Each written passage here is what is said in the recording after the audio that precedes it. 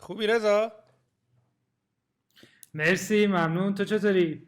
من عالیم خیلی خوشحالم که دارم باهات صحبت میکنم. یه مدت خیلی زیادی هم بود دوست داشتم باهات صحبت بکنم و بالاخره این فرصت پیدا شد که ما اصلا شما رو اول از نزدیک ببینیم. آره به همچنین هیچ وقت قسمت نشده بود خلاصه.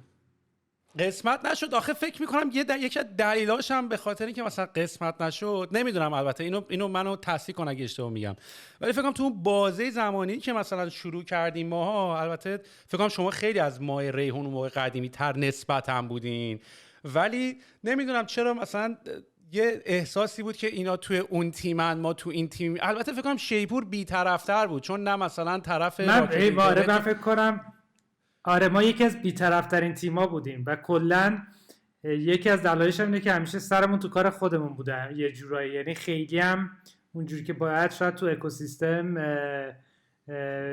اونجوری اینوالوی که باید و نبودیم.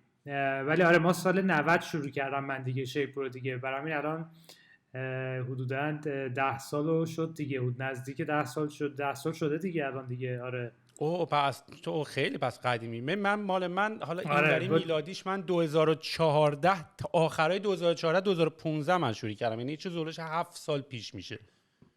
پس 3 سال شما اما تقریبا زودتر شروع کردین. من 2000 تو 2014 شروع کردی؟ آخر من 2014 یعنی تو فکر بگیم اوایل 2015. من دیگه یادم خودت هم رفت. من کانادا بودی ببین دیگه میشه درسته؟ بله بله من آره دیگه من ونکوور بودم دیگه. ام بی ام که اونجا خوندم دیگه، بعدش برگشتم تهران که فکر کنم میشه 2008 اینا بود که دیگه برگشتم. این به داستان من فکر کنم برگشتن لانچ شیپور 2012 بود. لانچش پس خودم خیلی مثلا فکر قدیمی تر کنم از ما این. 2011 شروع کردم، لانچش 2012 بود. آره خیلی شما پس از ما قدیمی ترین نسبتاً. و اتفاقا من داشتم توی یه سری داکیومنت ها دیروز خیلی رندوم تو دراپ باکس هم بودم، داشتم یه سری چیزا رو نگاه می‌کردم، یهو دیدم یه بروشوری بود توی دراپ باکس هم مال شیپور بود، مسابقات فوتبال دستی این استارتاپ ها. فکر آره میکنم بله اینم بله یادش برمیگرده بخیر. به آره اصلا من به اون دوران که فکر میکنم، یعنی به ما الان مثلا من خودم موقعی که برگشتم کانادا دوباره یه 3 4 5 سال 3 سال شده دیگه، 3 سال شده که ما الان اینجا کارو شروع کردیم و اینا. ولی اینجا سه خیلی سال کار مثلا رو دیگه شروع حالا کردی؟ آره چند سال آره الان من همون برگشتی؟ من همون 2018 که برگشتم، 2018 و 19 و 20 21 20 یا علی چقدر تون داره میگذره. من الان از 2019 ما دیگه استارت کار رو اینجا زدیم و الان مثلا یه چیزی هولوش 3 ساله که مثلا آپن رانینگ خودمون رو میدونیم. و داشتم فکر میکردم که این 3 سال این ور کجا با اون 3 سالی که ما تو ایران بودیم کجا، یعنی اونقدر اونجا هی برو و بیا و اخبار و خبر و مسابقات و کلکل و نمیدونم خیلی اتفاقا داشت میافتاد. اینجا مثلا ما الان 3 سال خیلی ریلکس، حالا پندمیک هم بود ولی خیلی ریلکس و ریلکس اینا مثلا ریلکس اینجا. اونجا. آره آره ولی ایران هی برو بیا بچه ها رو بیار با اداره مالیات سر کله بزنن، خیلی داستان برای تعریف داشتی میدونی. یعنی من الان بخوام از این 3 سال اینجام تعریف کنم اونقدی داستان ندارم که تو اون 3 سالی که تو ایران داشتیم تعریف کنیم. هی استارتاپ ها اینجا رو الان خب ببین. اکوسیستمی خیلی خلوت شده دیگه، خیلی هیچ خبر خاصی نیست، ولی خب جدا از اون به هر حال روزمره ماشاءالله هر روز اتفاقات جدید و داستانهای جدید و اینا جلومون هستش دیگه. ولی خب خب اکوسیستممون دیگه اونجوری که باید خیلی شاید اون فعال موقع نیست داشت مثل قدیم. اون اصلا من قدیما فکر خیلی میکنم دوران شیرینی بود.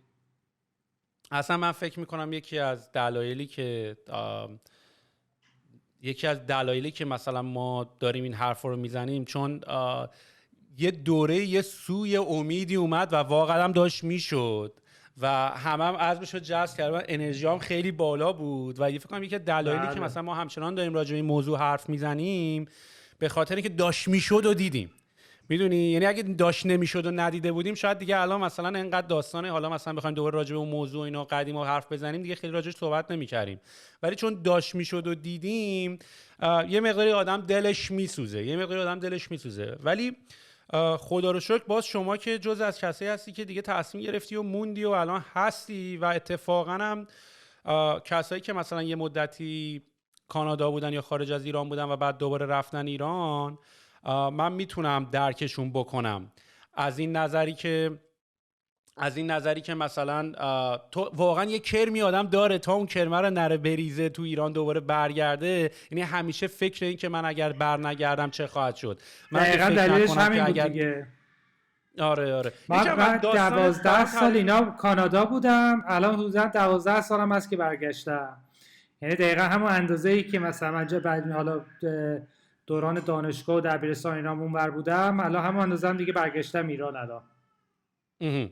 خلاصه اون بعد دوباره افوبی شدیم سوهل جان.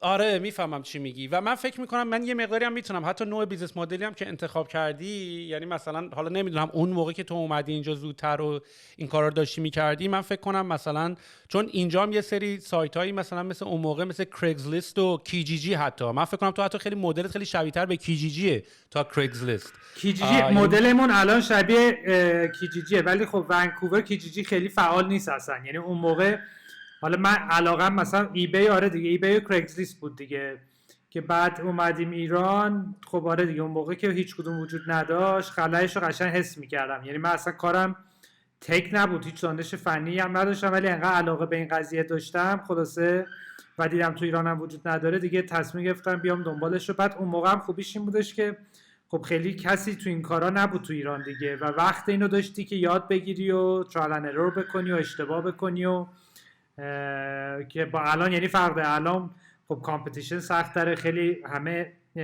یه ذره دیگه تا حدودی همه چی جا افتاده و انتظارات خیلی بالاتره و به اون راحتی قدیم نیست. اون قدیم یکی از خوبی اولیا بودن این موضوع بودش که میتونستی وقت بیشتری داشتی تو خودتو پیدا کنی و قشنگ راه بندازی قضیه رو. یعنی من اگر مخصوصا بک‌گراند فنی نداشتی دیگه، من یعنی همون صفر بودم تو این قضیه. چطوری میشه رضا ببین، چون معمولا کسایی که این تجربه فنی رو ندارن و میخوان یه کاری رو شروع بکنن خیلی خیلی کار سختیه. یعنی مثلا ما با اینکه خودمون مثلا ادعا میکنیم که مثلا بعضی از قسمت‌های کار رو مثلا خودمون میتونیم مثلا بگیریم دستمون انجام بدیم، یعنی اصلا کلا تو دنیای تک نبودی و اومدی ایران و یهو شیپور رو شروع کردی یا؟ دقیقاً من مثلا تو فروش و واردات صادرات و اینجور چیزا بودم. یعنی تو تک تنها چیزی که بودش این بودش که مثلا تو ایبی خرید و فروش میکردم، همین. یعنی چیز میزای مثلا لوازم مثلا از آکشن و اینا میخریدم تو ایبی میفروختمشون دوباره. کارا اینجوری میکردم و یعنی علاقه شخصی داشتم به خرید و فروش لوازم دست دوم و چیزای باحال پیدا کردن. خب احساس نمی‌کنی خیلی خوش شانس بودی که شد توی ترای اولت؟ ببین خوش شانس که تاشم به هر حال خیلی ما چالش خوردیم دیگه. یعنی واقعا همین قضیه واقعا خب خیلی اذیتمون کرد و میتونسته شیپور خب خیلی جلوتر از اینا باشه اگر اون اشتباهاتی که اون اول کردیم و نمی کردیم. ولی خب به هر حال آره خدا رو شکر شد و تجربه خیلی خوبی بود و خیلی خوشحالم که برگشتم و این کار رو شروع کردم و 10 سال بسیار جذاب و پرهیجان و پر از یادگیری بوده دیگه برام. پس بذار یه سوال دیگه ازت بپرسم، اگه برگردی عقب دوباره برمیگشتی ایران با توجه به اتفاقاتی که افتاده میدونی؟ باز برمیگشتی؟ آره. چرا؟ چون یعنی فکر می‌کنی شانسی که توی الان رو نگاه میتونی بکنی بگی الان چیزه، ولی خب برای از اون 10 سال بسیار خوبی بوده و کارهایی تونستم بکنم که مثلا شاید اگه ونکوور بودم نمیتونستم انجام بدم و الان به هر حال این دانش رو پیدا کردم که خب خیلی هم ازش خوشحالم و جایگاهی که دارم و از نظر حالا دانشی و تجربیاتم و راضیم که این مسیر رو اومدم. یعنی اگه مثلا من ونکوور بودم یعنی آدم نمیدونه بالاخره، ولی امکانش زیاد بود که تو مثلا تو زمین تک نمیافتادم دیگه، اصلا شاید یه مسیر دیگر رو میرفتم. دقیقاً. ولی تو ایران این موقعیت رو پیدا کردم که دلو به دریا بزنم و یه چیزی رو تست کنم که شاید اون موقع تو ونکوور خب سخت‌تر میشه بخوای انجام، تو کانادا سخت‌تر بود بخوام انجام بدم.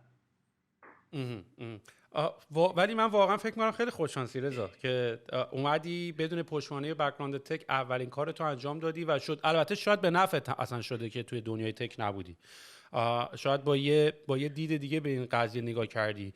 ولی پس با این حساب میشه یه آپدیت ببین در حدی بودش که ببین مثلا شیپور رو که می‌خواستیم شروع کنیم من نمی‌دونستم، مثلا تو اینترنت سرچ می‌کردم که مثلا همون شیپور رو چجوری یعنی اصلا وبسایت رو انداختن گزینه‌هاش دومین چیه و کجا؟ اینا، مثلا یه سری اسکریپت های آماده بود برای کلاسیفایت، مثلا اونا رو میتونستی مثلا با $200 بخری، به سایت نیازمندی ها میداد، یا مثلا یه دفعه یکی بودش که مثلا چندین هزار یورو بعد پولشو میدادی و اصلا من تفاوت اینا رو هم نمیدونستم. بعد و یادمه که تو ایران مثلا از صفر را مینداختم که اون موقع هم نه مثلا نه سی تی اوی داشتم نه کوفاوندری داشتم و اون موقع هم خب خیلی همچنان کالچرالی قضیه راه نیافتاده بود دیگه، میگم هنوز اونجور اکوسیستمی به وجود نیامده بود، برای همین همون نمیدونستم مثلا باید با کی کار کنم و اولش از این لحاظ سخت بود که آخر سرم با یه شرکت خارجی باعث شد، یعنی با اونا شروع کردم که خب تو این زمینه یه ذره تجربه هم داشتن، یعنی یه سایت استخدام داشتن تو اسلوانی و در کنار اون کارشون برنامه نویسی هم میکردن و اونا یعنی شیپ رو اونا برای ما نوشتن که در حقیقت کدش هم آماده بیشترش رو داشتن و یه کاستومایزیشنی برای ما انجام دادن و تو 3 ماه آوردنش بالا. میتونم ازت بپرسم سرمایه اولیه‌ای که براش گذاشتی از جیب خودت که حالا بری این شرکت رو پیدا کنی، پول بدی برات پلتفرم رو بسازن و وقتی اصلا میساختن برات چی ساختن؟ یعنی بهشون گفتی چی میخوای یا اونا به خاطر تجربه آره که دیگه، داشتن اون موقع ببین من اول میخواستیم تو زمینه خودرو شروع کنیم، بعد حالا همین ریسرچ و اینا که کردیم دیدیم خب حالا توی آتو تریدر توری امرجینگ مارکت ها، آره دیگه اول اون سبکی تو ذهنمون، بعد توی دیدیم تو امرجینگ مارکت ها خیلی هوریزونتالی میرن تو قضیه، یعنی میرن پلتفرمی که همه چی رو داشته باشه، جنرال باشه، مثل همین کرکسلیست و کیجیجی و اینا. مثلا اون موقع مثلا ما تو ترکیه صاحبیندن رو مثلا دیده بودیم که خیلی برامون جذاب بود و چندین سال هم بود فعال بود و خیلی تو ترکیه قوی بود که هنوزم ماشاءالله یکی از بزرگترین سایت نیازمندی دنیاست و برای همین چیز تصمیم گرفتیم پیوت کنیم ایدمون رو سمت نیازمندی‌های حالا جنرال به صورت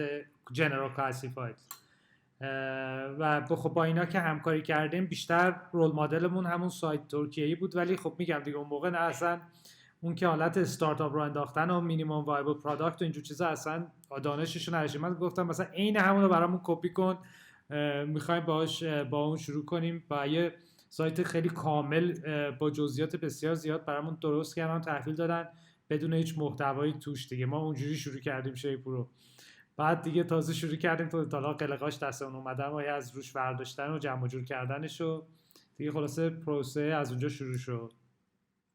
چجوری راجع به مارکت ایران ریسرچ کردی؟ یعنی به قول کسی که مثلا به قول خودت مثلا داشتی اونور استفاده می‌کردی، خیلی هم بک‌گراند تک نداشتی، ولی به این نتیجه رسیدی که مثلا من میتونم برگردم ایران یه همچین پلتفرمی رو کلونش بکنم به اصطلاح، یعنی بدم برام بسازن دوباره و بعد تو ایران دوباره شروع بکنم.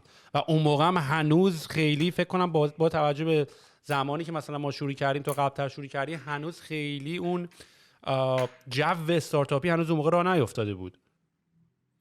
ببین من با این برنامه نیومده بودم ایران، من بیشتر اومدم ایران حالا خانواده بود و حالا کار کسب و کار خانوادگی بود که به خاطرش مثلا حالا پدرم هی پافشاری میکردم برگردم، یعنی اولش به خاطر اون برگشتم، ولی بعدش دیگه بعد از 2 سال دیدم اونجا جای من نیست و جدا شدم و تو این 2 سال خلأ رو دیدم و بعد دیدم خب این یه موقعیتی که میشه روش یعنی این جای دیگه اینجا افتاده و تو ایران هنوز شروع نشده و میشه روی این و چیزی که علاقه دارم، برای همین اون شد که باعث شدش که به فکر راه انداختنش شدم.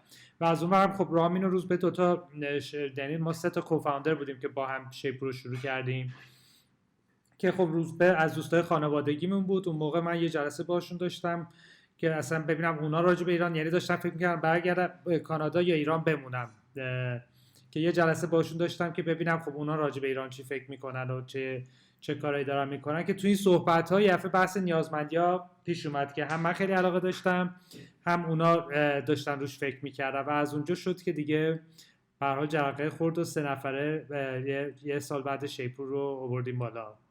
ولی خب شما زودتر شروع کردین یا دیوار؟ بیشتر تو هیئت مدیره بودن، من اجرایی قضیه بودم. ببین حقیقتش آخر سرم نفهمیدم، من ذهنیتم اینه که فکر میکنم اونا چند ماه زودتر از ما شروع کردم، ولی در کل فکر کنم هر جفتمون توی 1 سال شروع کردیم، یعنی حالا چند ماه این ور اون ور فکر کنم خیلی هم تو رادار همدیگه نبودیم. یعنی اول که ما شروع کردیم مثلا بیشتر به رقیبایی که مثلا دنبالشون بودیم که بگیریمشون، مثلا اون موقع ایستگاه و نیاز روز بود و مثلا یه سری سایت هایی بودن که نیازمندی هایی بودن ولی بیشتر حالت تبلیغاتی بی تو بی داشتن. یعنی کسب و کارها کاراشون رو میمدن تبلیغ میکردن و حالا کسایی که لازم داشتن میگشتن پیداشون میکردن، باشون تماس میگرفتن و ما حالا اینو بعد جا مینداختیم که آقا ما اتفاقا تو اون زمینه کار نمیکنیم و بیشتر مردمی هستیم و اتفاقا اول هم که راه انداختیم فوری اینا چون دوستان رو سئوشون اینا هم دوست داشتن کار میکردن، همشون حمله میآوردن بهمون و ما آگهیاشون رو بعد رد میکردیم تو بالاخره اون آیدنتیتی رو بتونیم به شیپور بدیم. ببین رضا، اغلب این بچه‌هایی که استارتاپ زدن و مخصوصا یه آیدیایی رو کلون کردن، از ایران اومدن بیرون، یه بیهیویری و یه رفتاری رو اینور دیدن که خیلی هم انجام میشه. مثلا کیجیجی و کرگزلیست و اینا، اتفاقا همون اوایل که مهاجرت میکنی و اینا، مثلا میخوای یه میز دست دومی بگیری، یه تلویزیون دست دومی بگیری، خیلی از همون روزهای اول مهاجرتت اتفاقا با این وسایل و اینا خیلی آشنا میشی و با این طولا خیلی آشنا میشی و خیلی یه برات عجیبه که تو کشور خودت نبوده. یعنی مثلا حتی سفارش آنلاین غذا هم وقتی من اومدم اینجا و داشتم کار میکردم، دیدم چه چیز روالی و استفاده میشه و باید انجام داده. حتی اون موقع هم تو اون ور دنیا هنوز اوایلش بوده، نه که مثلا این ورم خیلی جا افتاده بود، ولی خب خیلی پذیرشش خیلی، یعنی مردم منتظر بودن که آقا رو آنلاین ما چرا نمیتونیم مثلا غذا بگیریم. در صورتی که وقتی مثلا من اومدم ایران، حتی بچه یعنی موقعی که ما داشتیم آیده ریحونه داشتیم میزدیم با بچهای تکی که این کاره بودن و برنامه‌نویس هم بودن داشتیم صحبت میکردیم، هنوز مثلا بچه‌ای بود که آقا آنلاین کی غذا میگیره، میدونی مثلا. یعنی هنوز با اینکه بچه‌ها هم خودشون تو این دنیای تک و اینا بودن، خیلی براشون درک این قضیه سخت بود که آقا این کارا رو میشه آنلاین کرد. حالا چه برسه به اینکه تو بخوای بقیه ایده‌هایی مثل حالا ایده‌های شیپور و دیوار و هزاران ایده‌های دیگه که ما کلون کردیم آوردیم اونجا انجام بدیم. و معمولاً اصلا کلا یه جورایی اگر داخل ایران باشی این کارا رو انجام بدی خیلی سخته. یعنی مثلا من موقعی که مویی داشت مثلا دونیتو انجام میداد بهش میگفتم تو شبیه خیلی مدل کیک استارتری، ولی مثلا اصلا میگفت مثلا کیک استارتر چطوریه، میدونی. یا مثلا وقتی که مثلا من داشتم مثال میزدم که مثلا ما می‌خوایم ریحونو بزنیم یه چیزی مثلا شبیه سیملس یا گراب هاب، مثلا خیلی برای مردم خیلی عجیب بود و این عجیب بودنه باعث میشد که خیلی از ایده هم تو ایران نگیره. یعنی صرف این که مثلا شرایط ایران فقط یه شرایطی که الان میتونه این ایده ها توش انجام بشه نبود، این که اصلا یه نفری رفته بیرون. ببین حتی کلا این مالای ایران و اینا مگه نگاه کنی، اصلا 2 نفر رفتن اروپا رو گشتن و وضعش هم خوب بوده، پول دارن بوده، اومده گفته مال اینطوری آقا، مال اینجوری باید بسازیم، میدونی ساختمون اینجوریه، لابی داره، استخر داره، نمیدونم آسانسورش اینجوریه. ما خیلی یعنی واقعا که بخوای حساب بکنی مثلا اینا که مثلا یه مقداری، من یه چیزی که خیلی توی این پادکست راجعش بحث شده، این بحث رفتن و موندن است. این بحث این که بابا باید دید آخه، مثلا از تو ماهواره مجله که نمیشه نگاه کرد که، میدونی. آیا یه همچین اتفاقی برای تو هم افتاد؟ یعنی به نظر تو اگه از ایران نرفته بودی بیرون باز فکر میکردی به سایت کلاسیفاید زدن؟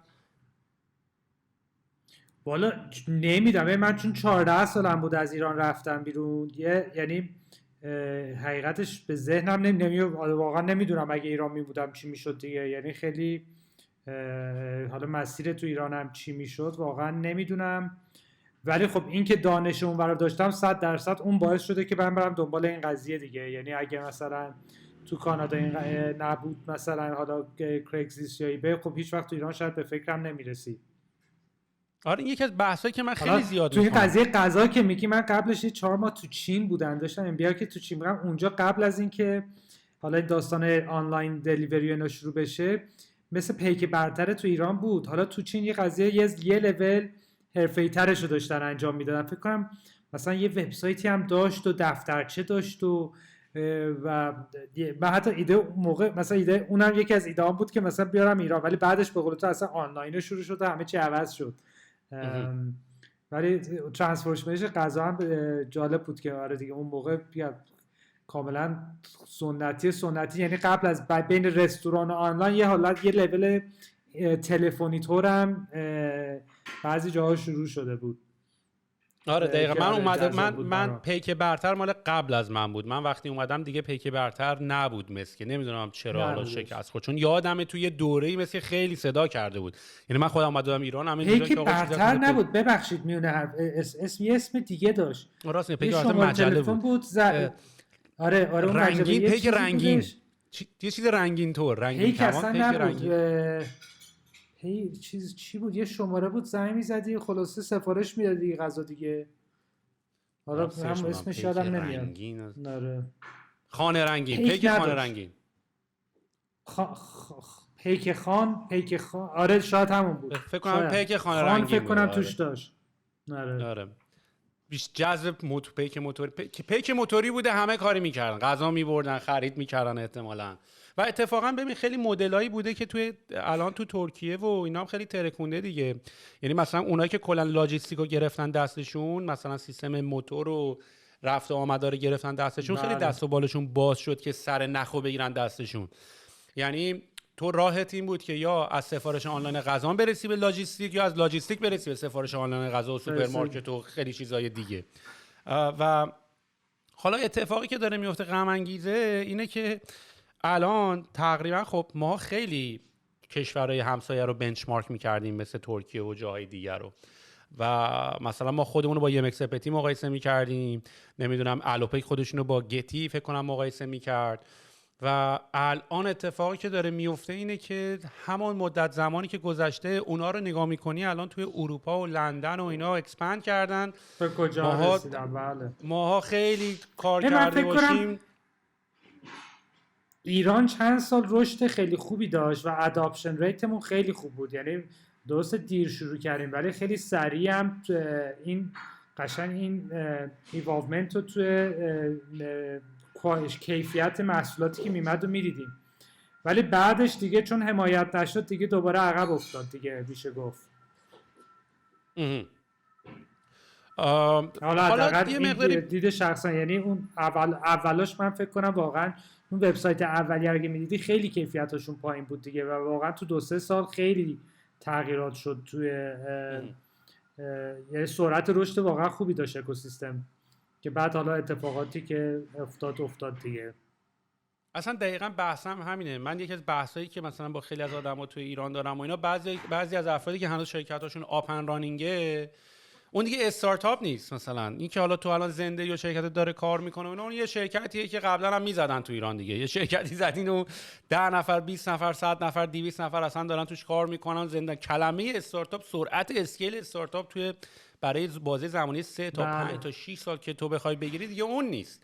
میدونی، یعنی تو اگه یه استارتاپی هم داری که الان زنده است و فکر میکنی مثلا کارت گرفته، این برنامه نبود. یعنی مثلا من شخصا مثلا برای من اتفاق خوبی بود که من برگشتم کانادا، چون من اگه برنمیگشتم کانادا احتمالاً مونده بودم توی ایران و توی ایران موندنم با ممکنه کامپانی تو آپن رانینگ بود و اینا، ولی سایزش سایزی بود که برای من حداقل دلیل استارتاپ زدن اون نبود. یعنی جذابیتش فقط برای که برای خودم یه کاری درست کرده باشم و خودم راه انداخته باشم و چند نفر دیگه هم دارن از این قضیه استفاده میکنن نبود. خیلی دوست دارم راجع به اشتباهات صحبت کنم، چون من احساس میکنم بیشترین آموزه ها و بیشترین بحثا رو میشه از روی این اشتباهاتی که آدم کرد، که خودت هم فکر کنم اولش خیلی واقفی. یعنی اینطوری که اگه اولش اومده بودیم یه سری کارا رو اشتباه رو نکرده بودیم الان خیلی وضع اوضاعمون بهتر بود. از چه تیپ اشتباهی داری صحبت میکنی؟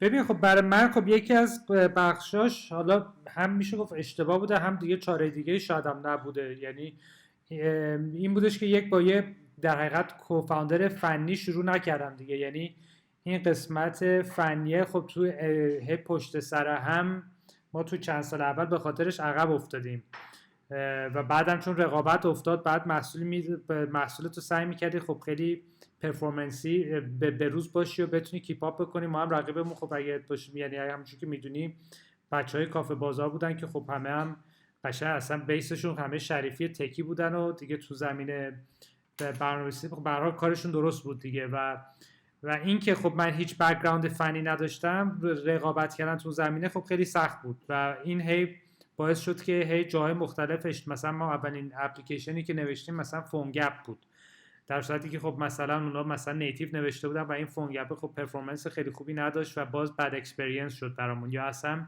همین محصولی که ما مثلا اول گرفته بودیم از اسلوانی زیر ساختش اسکیلبل نبود، یعنی ما شده بود که یک سرور خیلی قوی هوریزونتالی نمیشد اسکیلش کرد، یعنی یک سرور خیلی قوی داشتیم ولی دیگه به تش رسیده بودیم و هیچ کار دیگه نمیتونستیم بکنیم من اینکه کلا ریرایت بکنیم و همه اینا مثلا خیلی باز میگم جای مختلف به ما ضرر زد. مثلا یه بار ما مثلا یکی از اشتباهی دیگه‌مون که سر همین ضرر دیدیم بودش که خب رفتیم تو تلویزیون، ما فکر کردیم یه شرکت خارجی به اسم OLX شنیدیم داره میاد ایران و تیزر تبلیغاتیش هم دیده بودیم و تصمیم گرفتیم که قبل از اینکه اونا بیان شروع کنن تو تلویزیون تبلیغ کردن ما سعی کنیم فرست موور باشیم توش.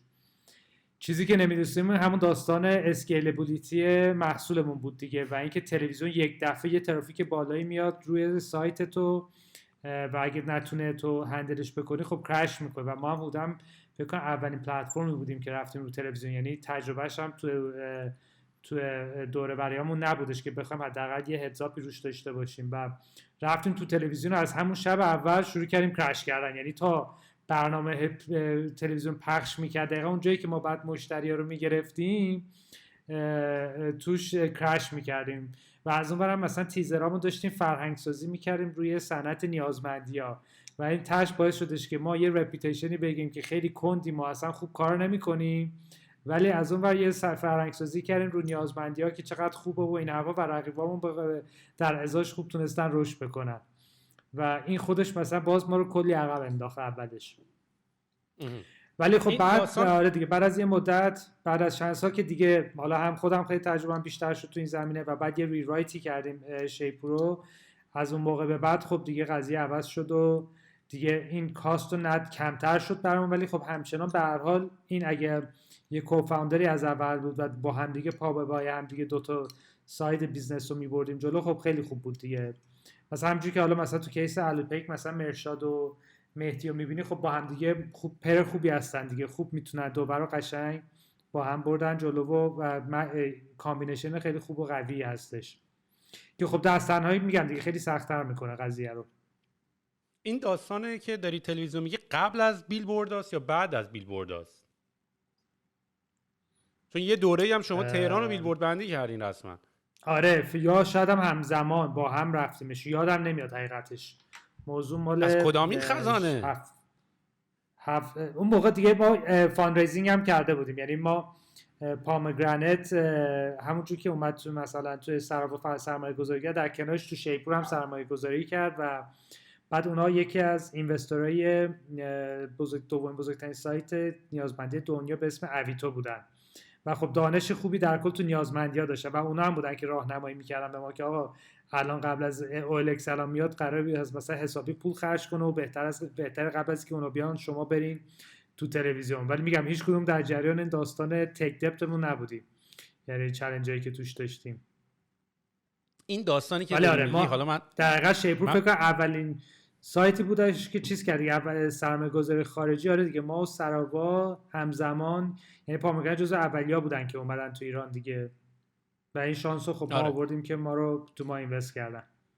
حالا این داستان این که داری میگی مثلا اینوستورهای خارجی، خب یکی از دلایلی که مثلا ما استارتاپ ها مثلا جذب سرمایه می‌کردیم صرفا پول نبود دیگه، صرفا اون استراتژیک اینوستور بودن و مثلا علمشو داشتن و تو دو تا کشور دیگه همون کارو کرده بودن. و حالا اتفاقی که مثلا برام افتاد این بود که مثلا ما توی ریحون این سرمایه‌گذارای یونانیمونو که گرفتیم، اینا خب یکی از بزرگترین سایت‌های سفارش آنلاین غذا یونان رو داشتن و اصلا بحث اصلا همین بود، یعنی اینا بودن که آقا ما تجربه رو میایم باهاتون شیر میکنیم و فکر کنم بیشتر استراتژیشون هم راستشو بخوای روی فیسبوک ادز بود و خیلی شاید ندونن ولی نمیتونیم انجام بدیم. آره همینو میخوام بگم، میگم یه سری اتفاقاتی که افتاد اینطوری بود که خیلی شاید ندونن ولی فیسبوک ادز خیلی برای خیلی از بیزنس‌ها از گوگل و اس ای او اینا خیلی بهتره. یعنی یکی از دلایلی که فیسبوک خب انقدر کمپانی بزرگ و گنده‌ای هم هست که واقعا ادا و تبلیغاتش کار میکنه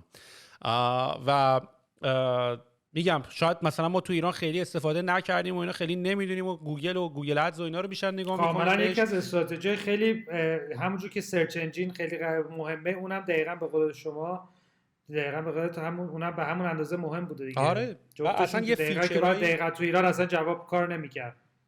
آره یه فیچرایی اصلا توی یه مدتی هم اون موقع که هنوز خیلی استریک نکرده بودن این داستان تارگتینگ و اینا رو، یه فیچری داشت، حتی هنوز هم داره ولی خیلی چیزش کردن، خیلی محدودش کردن که دیگه نتونی دیگه به قول معروف کثافتکاری بکنی. من قبلا خودم چیز به قول معروف من دست باچه‌ها بودن دیگه، بعد هی سعی می‌کردی یک جوری غیر مستقیم ایران انتخاب بکنی، هی می‌رفتی مثلا آره. سعی می‌کردی یه جوری میتونی تریک بزنی، مثلا حالا مثلا همه ریجن رو انتخاب بکنی، بعد همه رو از توش دیسلکت بکنی، مثلا یه دونه که بمونه ایران باشه، غیر مثلا بمونه. آره ما هم دقیقاً همین کارو می‌کردیم. به جای که یه دونه ایران رو سلکت کنی بگی من می‌خوام تو ایران تبلیغ کنم، باید برام داشتی کل کشورهای دنیا رو مثلا دیسلکت می‌کردی اصلا. خیلی یه کار از اضافه کاری 10 ساعته بود که آخرش هم شاید مثلا به سختی جواب می‌گرفتی. ولی نکته که می‌خوام بگم، مثلا اون موقع فیسبوک و اینا خب یه کارهایی که داشتن می‌کردن و اینا، مثلا من اینطوری بود که حتی می‌تونستم پیج رقیبمو امتحان کنم، مثلا بگم آقا مثلا من شیپورم، بگم آقا تمام کسایی که فالوور دیوارن و تبلیغای منو بهش نشون بده. الان دیگه نمیذاره به این شدت دیگه تابلو مثلا بری بگی این کارو بکن. یا وقتی که شروع می‌کردی یوزراتو یه مقداری یوزراتو بیشتر میگرفتن، میتونستی CSV آپلود کنی تو فیسبوک. یه فیچری داشت به اسم لوک لایک که میگفت فیسبوک میگفت ببین من که دیتای همه رو دارم، من میرم آدمای شبیه آدمای اینا، همین آدمایی که همین سرویس استفاده برات پیدا کنم، یعنی واسه همین خیلی، یعنی مثلا گوگل و اینا زمانی عالیه که دیمند داری، مردم دارن دنبالت میگردن، ولی فیسبوک خیلی خوبه برای اینکه اگه دنبالش نیستی ولی بهت نشون بده. الان فیسبوک به کار شما میاد یا نه؟ برای شما یه ذره نیشتر قضیه‌تون. ببین مال ما نیشتره و ما رو فیسبوک هم تبلیغ میکنیم و خوبم نتیجه میگیریم، مخصوصا که مثلا ریتارگتینگ و اینا رو خب بیشتر با فیسبوک پیکسل میتونید فالو بکنید تا مثلا با گوگل و اینا، و یه مقداری کارایشون متفاوت هست. میگم مثلا ریتارگتینگ مثلا فیسبوک زمانی خوبه که مثلا یوزرها رو داری فالو میکنی و بعد فیسبوک هم سام هم میدونه. مثلا من رو گوشی مثلا دیدم بعضی موقع از یه اپی، مثلا 2 تا اپ دارم که رقیب همن 2 تا اپا، یه اپ رو باز میکنم از اون یکی اپ نوتیفیکیشن میاد، نمیدونم چه جوری این همزمان دارن این کارا رو انجام میدن. و الان واسه همین خیلی دارن محدود ترش میکنن و این کارا رو نشه کرد. حالا داشتم به اینجا میرسیدم که این اینوستورهای خارجی ما و تمام این داستانی که ما یه مقداری هممون هم مثلا وایساده بودیم میگفتیم وای خارجی‌ها دارن میان و اینا، و خب به هر حال بزرگترین شرکت‌ها هم داشتن و از توش پول هم در آورده بودن. یعنی انقدی مثلا اینا سفارش آنلاین غذا رو توی مثلا یونان زدن، از توش پول در آوردن، انقدی پول در آوردن که باز حاضرن برن توی کشور دیگه مثل ایران دوباره این کارو بکنن و خب خیلی هم تجربه دارن دیگه. یعنی همه چی واقعا خب میک سنس میکنه دیگه. چیزی که ولی اونا حساب نکردن که ایران مثل هیچ جای دیگه دنیا نیست، میدونی؟ یعنی تو همه اون کارا رو میتونستی یه جای دیگه بکنی، ولی ایران واقعا یه کالچر دیگه داره، واقعا باید بومی سازی بشه و نصف اون طولا اصلا کار نمیکنه. و اتفاقا این تیپ آنترپرنورای جدید، همین حرفی که تو زدی، خیلی تک دت ندارن، چون یارو مثلا تو کشور دیگه که مثلا داره زندگی میکنه، مثلا این داستان اسکیل کردن و اینا رو مثلا یارو رو گذاشته مثلا رو آمازون استری، فکر میکنه همه جای دنیا اینجوریه، حقم داره واقعا. اصلا جا افتاده است این مسائل دیگه. آره دیگه. آره مثلا بحث اسکیل، یارو مثلا تا مشکل اسکیل نخورده، مثلا که حتی مثلا یوزرش 10 باشه یا 100 باشه یا 1000 باشه سرورش بیاد پایین و اینا. اینجا بعد اینجا مثلا روی نمیدونم فراهست مثلا اومدیم ما سایت گرفتیم و اینو 10 تا یوزر میاد روش میریزه بهم. و من فکر میکنم اینوستورهای خارجی ما هم اینطوری شدن. یعنی ماها مثلا اصلا نصف دیلامون هم نمیدونم حالا دیلای شما چجوری بوده، ولی معمولا دیلای ماها یه مقداریش پول بوده، یه مخبری ریز هم داشتن بابت مثلا اینکه ما کلی هم براتون نالج میاریم و مثلا، یعنی اگه مثلا $100,000 داده، مثال میزنم، مثلا گفته من 10% میگیرم، گفته یه 5% اضافه میگیرم بابت علم و نالج و نوهاوی که آره بهت میدم و وقتی که برات میذارم و این داستانا. خب مال ما خب یه ذره پیورلی اینوستمنت فرم بودن، برای همین مثلا اونجوری که باید یعنی نه تو کیس ما این اتفاق نیفتاد و فقط بیشتر برای اون پوله بود، ولی خب در کنارش خیلی اینوسترهای خوبی بودن و خیلی هم خوب ساپورتمون کردن و میگم واقعا شانس آوردیم. ولی آره چون نوهای مستقیم نداشتن با اون اپروچ با ما نیومدن جلو، تاش شرکت سرمایه گذاری بودن و جای مختلف داشتن سرمایه گذاری میکردن تو زمینهای مختلف، ولی کانکشناشو داشتن به قول معروف. پامگرینت هم فکر کنم اونا هم اینوستورهای نسبتا خوشنامی بودن، یعنی خیلی حاشیه فکر کنم اونقدری نداشتن یا نه آره بیچاره‌ها بعضی وقتا خب دلم براشون میسوزه دیگه. اونم با کلی امید اومدن تو ایران و با البته اوتلوکشون هم طولانی مدت بود، یعنی با دیدگاه طولانی مدت اومدن، ولی خب الان دیگه خیلی طولانی مدت داره میشه دیگه.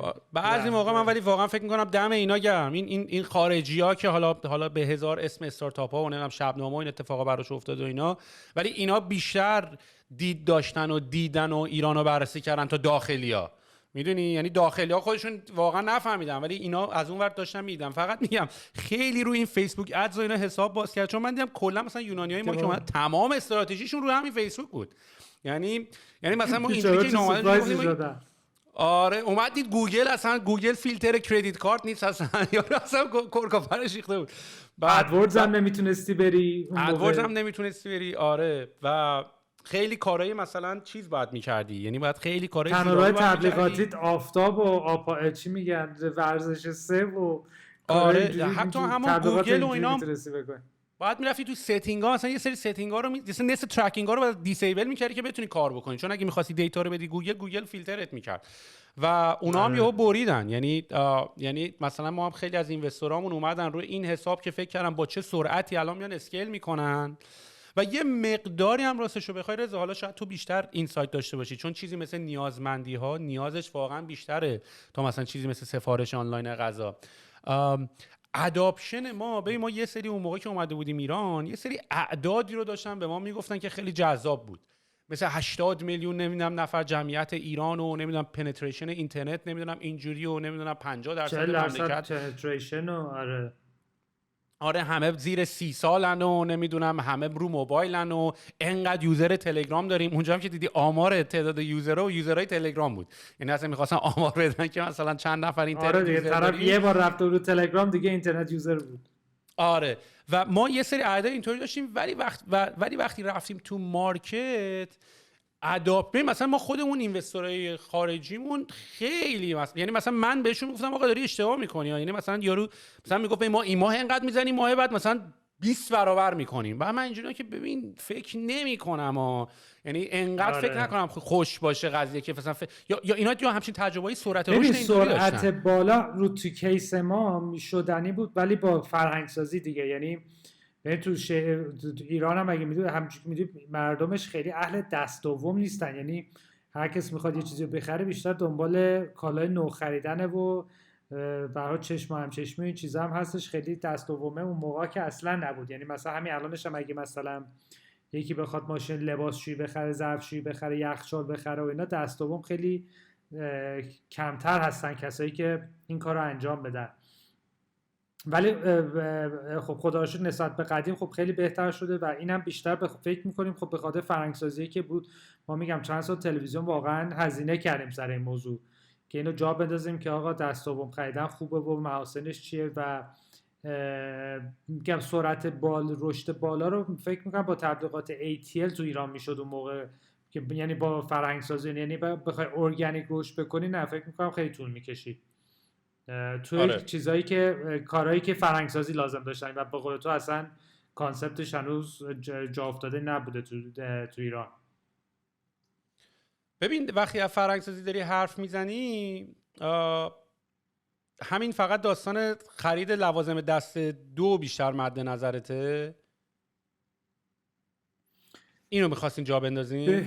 ببین مثلا خب خرید مثلا ماشین و ملک و اینا خب همشهری بود. خب اون چیزی که تو کیس ما اصلا نبود بیشتر خرید و فروش لوازم دست دوم بود که مثلا تو ایران اصلا جا نیافتاده بود و آره یادش بخیر. ببین اینا رو من ایران بودم.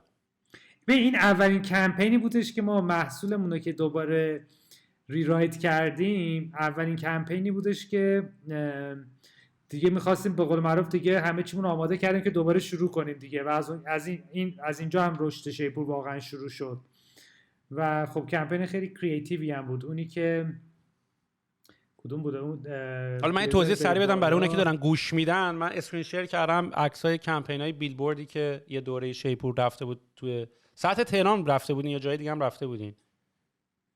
ببین این بیشتر تهران بودن، یعنی اون اول بیشتر تمرکز رو تهران بود و اولیش هم همین این بود. ببین مثلا این الان 320,000 تومنه که هست، یعنی یه کالای خیلی ارزونی و خب که مثلا فکر کن مثلا یه دونه حتی فرغون هم داشتیم، یعنی الان فرغون هم گوشه هستش.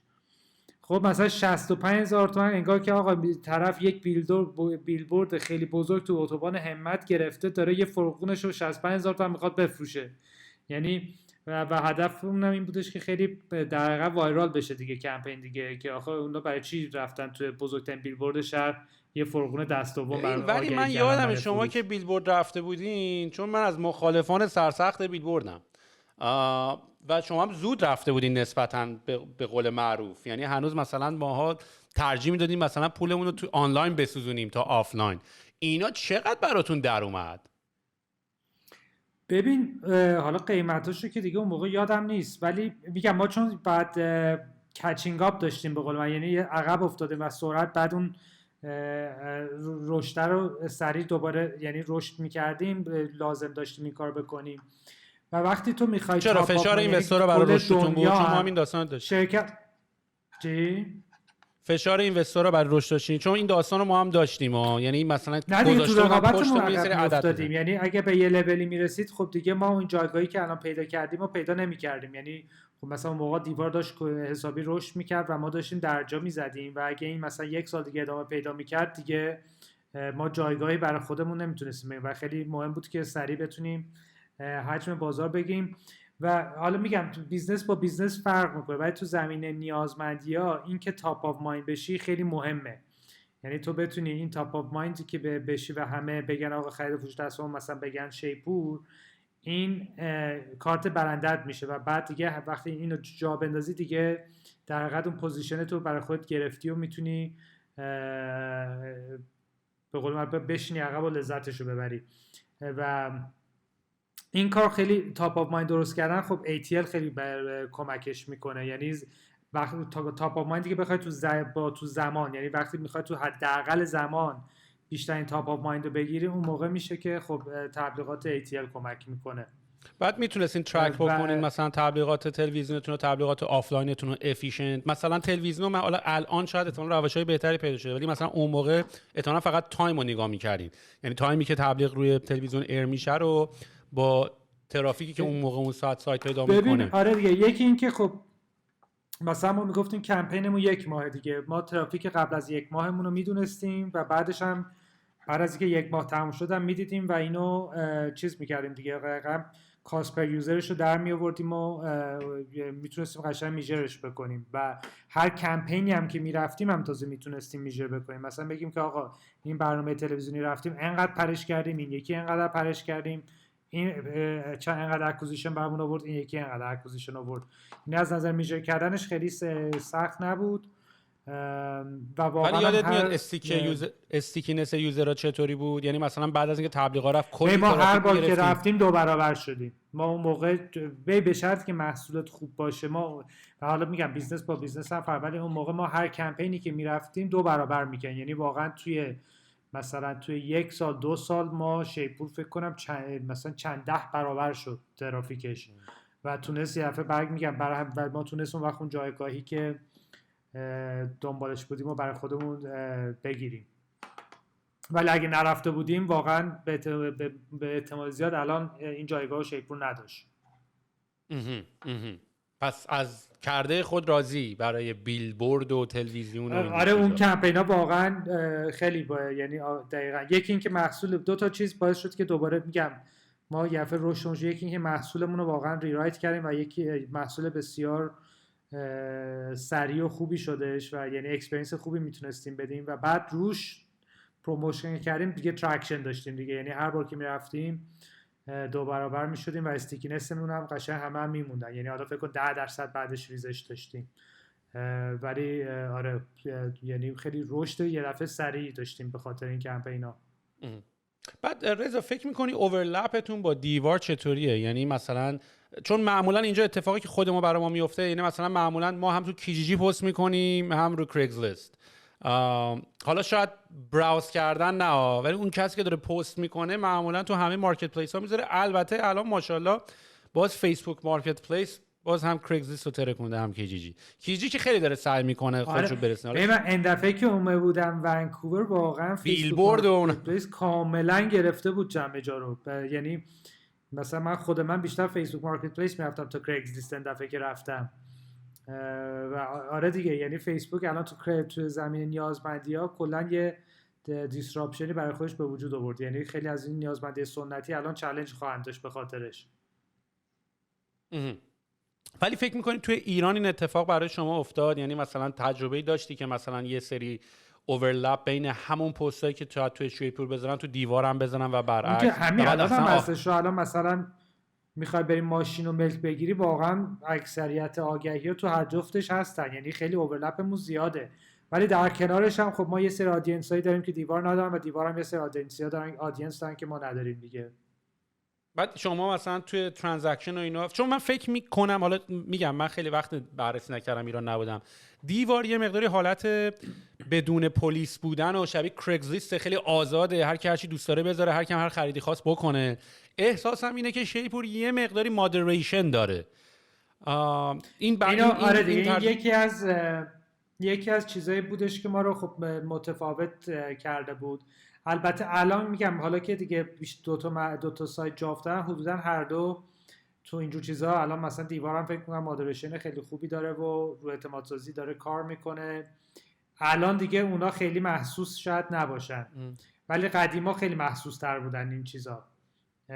ولی الان فکر می‌کنم دیوارم مادریشن اونجوری دیگه آزاد مثل قدیمی نداره، یعنی مادریشنش رو سخت‌گیرتر کرده.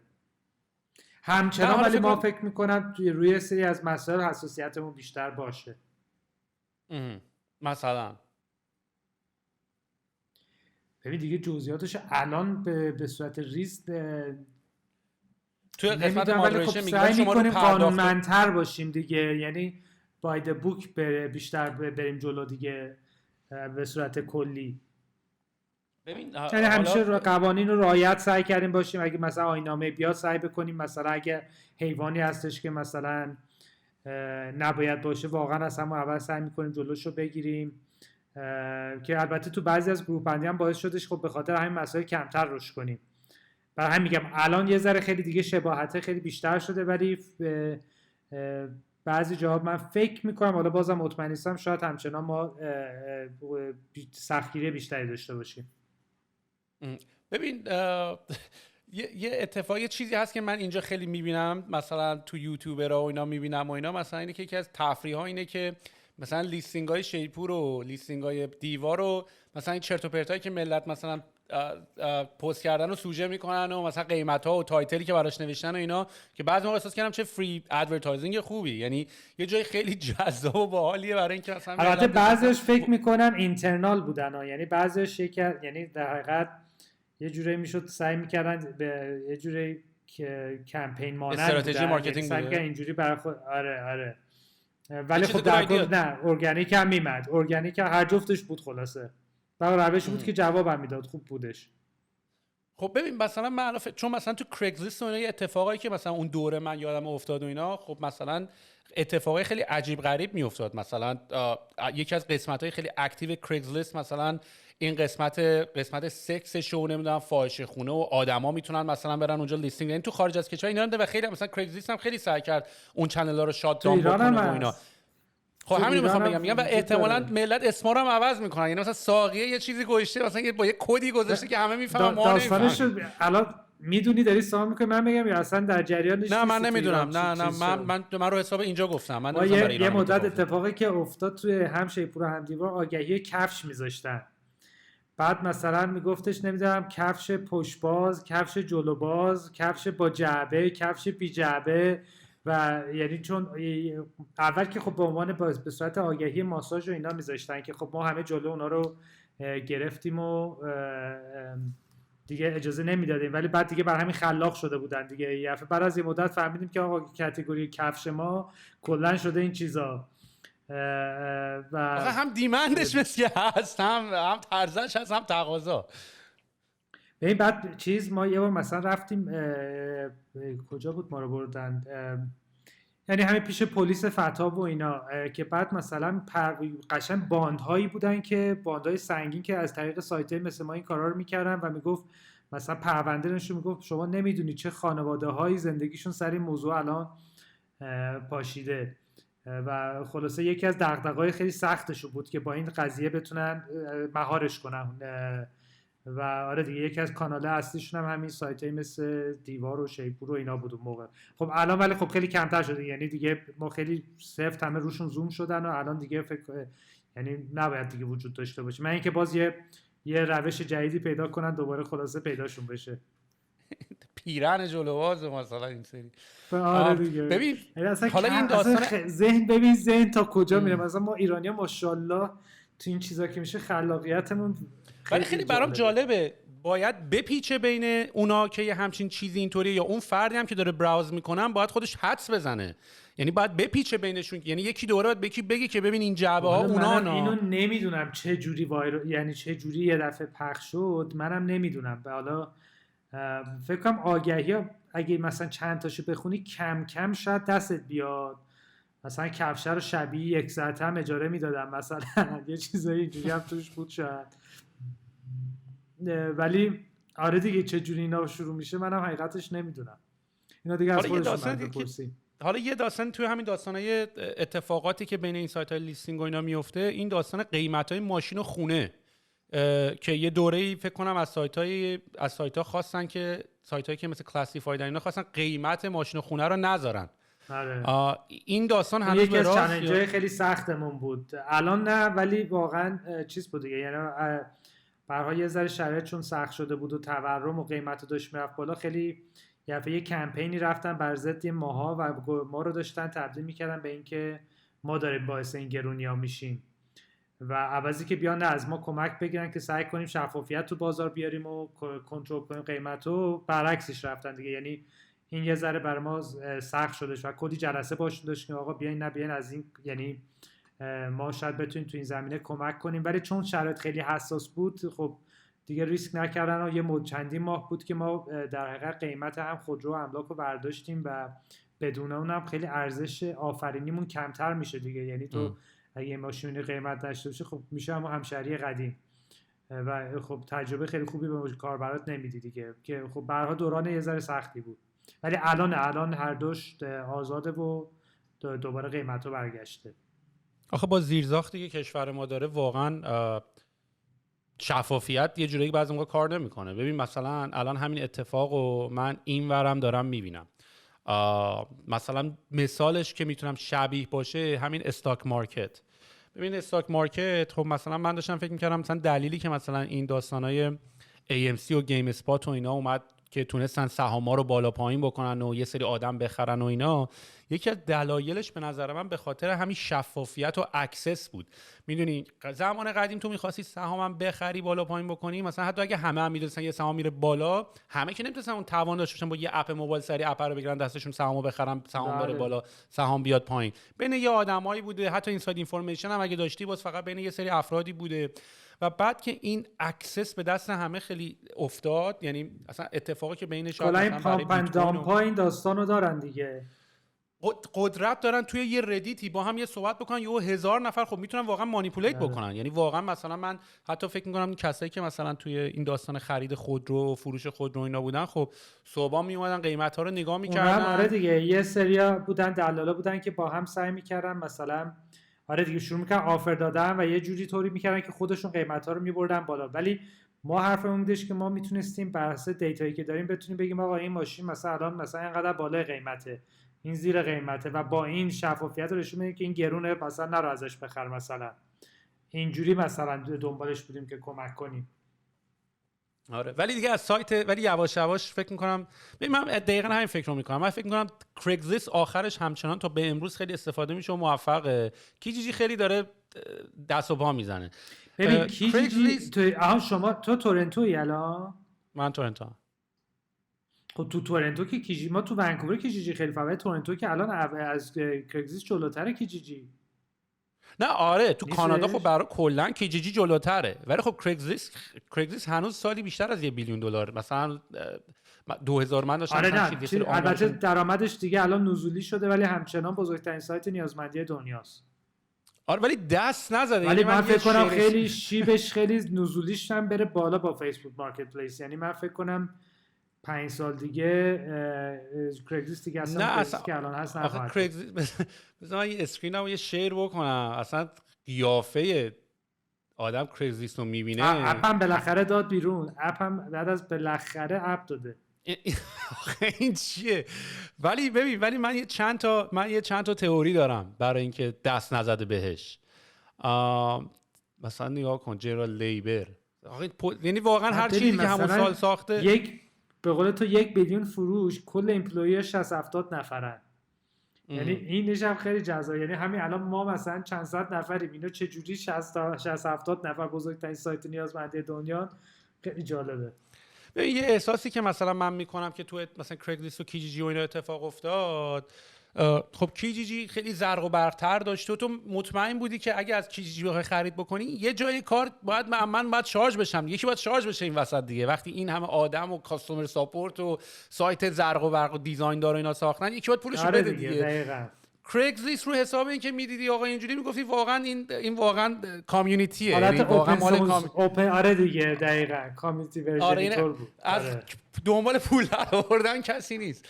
و من فکر می‌کنم یکی از تئوری‌های قضیه این بود که مردم همچنان روی این قضیه بیشتر قفل بودن که کریگزلیست مثلا خب ارزان‌تره و خیلی کامیونیتی بیس‌تره. و یک جمله معروفی هم که تو دلیل موفقیت کریگزلیست حرف میزنن اینه که خیلی گلوبال بود، تو 75 تا کشور بود ولی فیلز لوکال. یعنی تو همونجا که تو مثلا من اگر تورنتو لاگین کنم کاملا اکسپریانس تورنتو، لیستینگ های تورنتو رو دارم. من هنوز نمیدونم چرا مثلا من تو دیوار و چیپور لاگین میکنم، حالا نمیدونم شاید من کانادا چون دارم لاگین میکنمه، ولی هنوز باید انتخاب بکنم تهران یا باید انتخاب بکنم جامو. ولی که کریگزلیست از همون اول من اصلا نمیفهمم که این سایت اینترنشنالیه. به تو شیپور فکر نمی‌کنم بعد انتخاب کنی. یعنی اونجایی که می‌خوای سرچ کنی و بعد انتخاب کنی دیگه، که اگه تو ایران هم باشی خود به خود میری رو اون لوکیشنی که هستی. ولی حالا خارج از ایران بعد لوکیشن رو حتما انتخاب کنی دیگه. ولی به هر حال آره دیگه یه چیز خیلی یه یونیک کیسی بود دیگه کریگزلیست. یعنی تمام اینترنشنال اکثر سایت نیازمندی شبیه کیجیجی ان اتفاقا. یعنی حالا اون شرکتایی که گلوبالی دارن با هم کامپیوتر رقابت میکنن یا مثلا همین اولکس که ایران هم داشت میمد، خیلی محصولاشون شبیه همون کیجیجیه. کیجیجی هم مال ایبی بود دیگه. بعد کیجیجی 25% کریگزلیست هم تازه خرید، یعنی سهامدار کریگزلیست هم شد. ولی با حالا کریس که فاوندر کریگزلیست با هم به دعوا خوردن و کلی داستان، یعنی اصلا نتونستن با هم کار کنن و بعد به دادگاه رسید و خلاصه کلی چالنج‌ها اینجوری داشتن. ولی ایبی خودش یکی از بازیکن‌های مهم نیازمندیاست که همین به تازگی فکر می‌کنم، ولی بخش نیازمندیاشو به کل دیگه فروخت. یعنی الان دیگه خوش از نیازمندی‌ها به کل کشید بیرون. ببین اصلا یه چیزی هست کریگزلیست آنباندلد. خب این عکس است که من خیلی دوستش دارم و این اتفاقا راجع به اینه که این اسکرین شات کریگزلیست این پشت و تمام کاتگوریاشو داره نشون میده و داره نشون میده که چقدر استارتاپ مختلف از کاتگوری‌های از توی این در اومدن. بله از توی این در اومدن. یعنی هر کدوم از اینا رو تو میتونستی براش یه جای خیلی بهتر و مناسبتر پیدا بکنی.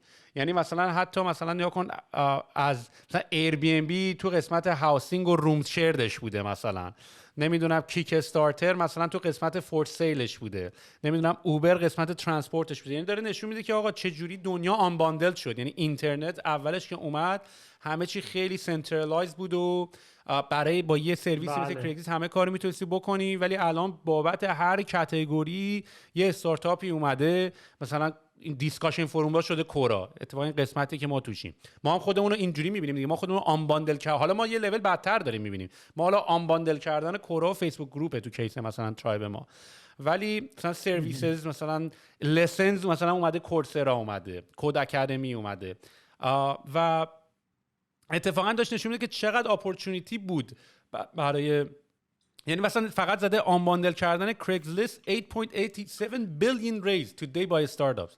یعنی کسایی که اومدن فقط گفتن هر کاتگوری اینو ما اومدیم یه ببین استارتاپ چون کردیم خیلی که جنراله دیگه. ببین همین الان تو ایران هم داره همین اتفاق میفته دیگه. ببین خودروش آره، دقیقاً. تخصصی خودروت میزنی، ملک تخصصی ملک میزنی، خدمات این همه سایت های آن دیمند خدمات اومدن، نمیدونم شورت ترم رنتال کلی اومدن. یعنی تو همه شاخه هاش یکی میتونه زوم بشه و تو همون شروع کنه اکسپریانس خیلی خوب دادن و تخصصی کار کردن. آره. رضا حالا برنامه چیه از الان به بعد؟ دیگه ایران هم که موندنی هستی و هستیم در دیگه خدمتتون. ببین بالاخره چیز دیگه، اونایی که موندن حالا امیدشونه که این دوران هم خواهد گذشت دیگه. به هر حال این نیز بگذرد به قول، یعنی به هر حال این چند سال سختش هست ولی خب امیدواریم که بگذره و حالا ببینیم بعدش ببینیم چیکارا میتونیم بکنیم دیگه. ولی فعلا که هستیم اینجا. ولی مثلا الان فاندینگ جدیدی تا حالا گرفتین؟ اصلا اطلاعاتی داری که بتونی با ما شیر نه کنی؟ دیگه ببین که به مثلا قول اون valuation استارتاپ کمپانی و چقدره؟ اون گروث فیزی که قدیما بود دیگه نیست دیگه. الان مثلا ما از پارسال دیگه سعی کردیم، یعنی مانتایزیشن ما تا پیارسال بود یا تا آخرای پیارسال بود، شروع نکرده بودیم که بعد دیگه شروع کردیم و دیگه مثلا پارسال دیگه کش فلو پوزیتیو شدیم و دیگه الان رو پای خودمون وایسادیم دیگه. یعنی اون حالتی که فقط مایندست رشد باشه و اینوستمنت بگی و بخوای کار جدید بکنی بیشتر یه ذره سبکش دیگه عوض شده. الان به قول یه بیزنسی هستیم که داریم کار میکنیم و رو پای خودمون وایسادیم و با رشد کمتر را داریم میریم جلو. بیزنس مدلتون چطوریه؟ مثل کریگزلیست و کیجی جوینا بابت پست کردن و فیچر کردن و اینا میگیرید؟ آره کور بیزنسش خب یه دو قسمت داره دیگه. یه حالت فریمیوم مدله که آنلاینه، یا یه بخشی هم سابسکریپشنه که تو مثلا با سمال بیزنس ها قرارداد ماهیانه میبندی و باشون یه خدماتی رو بهشون میدی. این دوتا کور رونیو مدلش هستش. ولی در کور کلاسیفایز تو دنیا داره یه ذره ترانسفورم میشه. مثلا وقتی هم که مثلا کرونا و این آمده حالت مارکت پلیس دور خیلی پیدا کرده که بتونی ترانزکشن، یعنی دور تو دور بتونی ترانزکشن رو، یعنی بیشتر دارن وارد ترانزکشن میشن، هم تو خودرو هم تو املاک هم تو لوازم تو همه جا. و خب ما هم الان داریم همین بررسی میکنیم که کجا ما میتونیم خوب وارد بشیم و یعنی کورولیامون کجا میتونه خروجی خوبی بده، کور استرنت همون به قول معروف. داریم الان بررسیاشو میکنیم که آره دیگه فیز بعدی چیکار بکنیم. ولی هیچ امیدی به اکوار کردن، اکوزیشن، آی پی او شدن الان نه، الان خبری نیست. نه الان هیچ کس دیگه خب با توجه به وضع مردم ایران که حالا یکم سخت‌تر شده، نباید خرید وسایل دست دوم و اکسچنج کردن بین خود آدما بیشتر شده باشه؟ ببین پارسال خیلی خوب بود ولی امسال نه. یعنی پارسال رشد خیلی خوبی بودش که یه دفعه همه سویچ کردن رو آنلاین، ولی امسال خیلی از نظر رشدی نه مثل پارسال نبود. به هر حال میگم الان شرایط به هر حال تورم خیلی رفته بالا و فکر میکنم اصلا بحث دیگه 9-10 نیست، کلا همه یه ذره محتاط‌تر شدن تو خرج کردنشون دیگه و یه ذره شرایط سخت‌تر شده الان. از اون بازار خودرو ملکم سر به خاطر این برجام و اینا بالاخره همه یه ذره وایستادن ببینن چه اتفاقی میفته و خود اون یه ذره باعث شد بازار بخوابه و خرید فروش ملک خیلی افت داشت. مثلا خودرو یه مدت هیچ کس خرید فروش نمی‌کرد که مثلا یه وقت دلار نیفته پایین مثلا پول از دست بدن. اینجور مواقع میشه همه یه دفعه وای میستن که اگه یه دفعه قرار دلار شاید بره بالا یا بیاد پایین فوری همه دست نگه می‌دارن دیگه. پس شما یعنی بیشتر فوکستون یا بیشتر درآمدتون یا اون قسمتی که خیلی جذابه براتون این آیتم‌های گنده است، مثل فروش آپارتمان و خونه و ماشین، نه جنس‌های کوچیک‌تر و ریز. درسته؟ واسه همین که از نظر مانتایزیشن آره کاتگوری اصلیمون میشه خودرو و املاک و استخدام و خدمات. رو اونا در چون کسب و کارا بیشتر تو یعنی اقلام گنده تری هم به شما هستن، رو اونا میشه درآمدزایی بهتری کرد. ولی خب اون لوازم دست دوم بیشتر برای اون یعنی قیمتاشون پایین‌تر، مردم بیشتر خرید و فروش میکنن، تعداد بالاتر، یعنی لیکویدیتی بیشتری اونجا هستش و جذابتر هم هست. یعنی میتونی خیلی چیزای بالی توش پیدا کنی و یعنی رشد محصول از اون ور بیشتر اتفاق میفته، درآمدزایی از این ور. ولی دیوار فکر میکنم حتی اصلا سرویس ماشینش رو جدا کرد، درسته یا نه؟ هنوز اونو داره تو سایت خودش ولی نه داره. ببین در راستای همین وارد ترانزکشن شدن، یعنی خرید و فروش شدن، خب اونا الان یه بیزنس دیگه شرکت جدیدی آوردن بالا، یه بیزنس جدیدی آوردن به اسم کارنامه که اونجا دارن در حقیقت واسطه گری میکنن تو خرید و فروش خودرو. شما چی؟ شما برنامه اینطوری ندارین که یکم مثلا میگم ما هم حالا بعد داریم همین دیگه بررسی میکنیم که ببینیم تو کدوم قسمت وارد بشیم. یعنی الان مثلا توی کانادا یکی اومده، فکر کنم کانادا درایو اسمشه، کلی مثلا من دفعه که رفته بودم داشتن تبلیغ میکردن که یه جوری مثلا فروش اینترنتی ماشینه. آره تبلیغاش هم خیلی بیزنس مدل‌های مختلفی توی ترانزکشن داره میاد بالا، هم تو ملک هم توی خودرو و بعد تو خود لوازم. مثلا ما الان یه چیزی که راه انداختیم خرید امنمونه که بتونی مثلا لوازم تو بدونی که یعنی ما اون وسط چیز کنیم دیگه، اون امنیت رو اضافه بکنیم. مثلا اگر کالایی بگیره مثلا خریدی از یکی دست دوم و مثلا ایراد داشت، ما مثلا پولش رو بهت پس بدیم و این وسط اون میانجیگری انجام بدیم که هر جفتشون با خیال راحت خرید و فروششون رو انجام بدن و حضوری هم این کار رو انجام ندن. یعنی بدی که از خونت بیای بیرون بتونی خرید و فروش لوازم دست دوم از هم دیگه بکنی. ببین من این صحبت‌های سی او ایر بی ام بی رو که نگاه میکنم، برانچسکی، اونا خیلی این داستانو به نظر من خوب فهمیدن. اونا فهمیدن که آقا یه محیطای همچنینی خیلی کامیونیتی و خیلی به تراست ربط داره. حالا توی ایر بی ام بی یه مقداری منطقیه به خاطر اینکه خب داری خونت رو به اشتراک میذاری، داری لوازم و وسایل تو به اشتراک، آدما رو داری میبینی و اینا. ولی خیلی بازی رو روی اینکه رو ریتینگ ها خیلی سوارن، میدونی، و خیلی براشون ریتینگ ها بحثای خیلی مهمه. اعتماد تو مارکت پلیس کلا چیز مهمیه. آفرین، دقیقاً. آیا مثلا شیپور و اینا هم اینطوری هست که مثلا ریتینگ کسی که مثلا اومده خرید و فروش زیادی داشته اعتمادش رفته بالاتر، کسی که برای اولین بار داره پست خالی میذاره یه مقداری اکسس شاید محدودتر باشه بقیه؟ چون ایر بی ام بی رو اینا خیلی بازی کرده و واقعا ایر بی ام بی یکم تراستفول هست. یه تفاوتی که خب ایر بی ام بی با نیازمندی‌ها داره اینه که تو ام بی تو دو طرف معامله رو میدونی کیه. ببین تو میدونی، هم خریدار میدونی کیه، اون کسی که داره اجاره میکنی میدونی کیه، همون کسی که اجاره میده، و با هم ترانزکشنه هست و بعد به دو طرف میگه خب آقا حالا خرید و فروش یعنی با هم کار کردین، چطور بود تجربتون؟ ما خب طرف خریدارش رو نمیدونیم دیگه. یعنی ما تو شیپور مثلا همه میان آگهی میذارن ولی خب بقیه باشون فقط تماس میگیرن. بعد در همین یه ذره قضیه متفاوت میشه. یه نفر همینجوری میتونه بیاد برای یکی ریتینگ الکی بذاره. الان ما ریتینگ آوردیم بالا، یعنی الان برید تو شیپور خیلی از فروشنده هست که ریتینگ دارن و داریم سعی میکنیم همون ببینیم چجوری میتونیم اینو کنترل کنیم که با اینکه اون ترانزکشن اتفاق نمیفته. البته خرید امنمون چون ترانزکشن تو دل اون میتونیم الان ریتینگ رو انجام بدیم و داریم انجام میدیم، ولی جدا از اونش خب یه ذره سخت‌تره دیگه. مثل یلپ میشه. یلپ اگه دقت کنی خب ریتینگ داره ولی خب کوالیتیش میاد پایین‌تر. آره متوجهم. پس شما ولی هیچ نوع ترانزکشن مالی رو اینجا نمیذارین انجام، یعنی همه چی باید فیزیکلی انجام بشه روبروی هم دیگه. یعنی اون الان تو خرید امنمون دیگه ترانزکشن مالیه دیگه. یعنی تو الان میتونی بری یه کالا رو ببینی و آنلاین بخریش و بعد دلیور میشه خونت و وقتی هم که گرفتی تحویل گرفتی اگه اوکی بودی باش، اون موقع مثلا اوکیشو میزنی بعد ما پولو میدیم به فروشنده. یعنی ما پولو نگه میدیم تو کالا دستت برسه و اگه اوکی بود همه چی، بعد اون موقع ریلیزش میکنیم برای فروشنده. این ایشالله که تو مالیاتتون هم اینو بفهمن، به خاطر اینکه این چالنجش رو این چالنج وجود داره. کانسپت تازه چون شروع کردیم هنوز خیلی وارد یعنی وارد اون قسمت نشدیم، ولی برو اداره مالیات تا بگم تو همچین گیر بهت بدن بگن این پول دست تو بوده چیکار کردی؟ چرا دادی به یکی دیگه؟ مگه نداده بود؟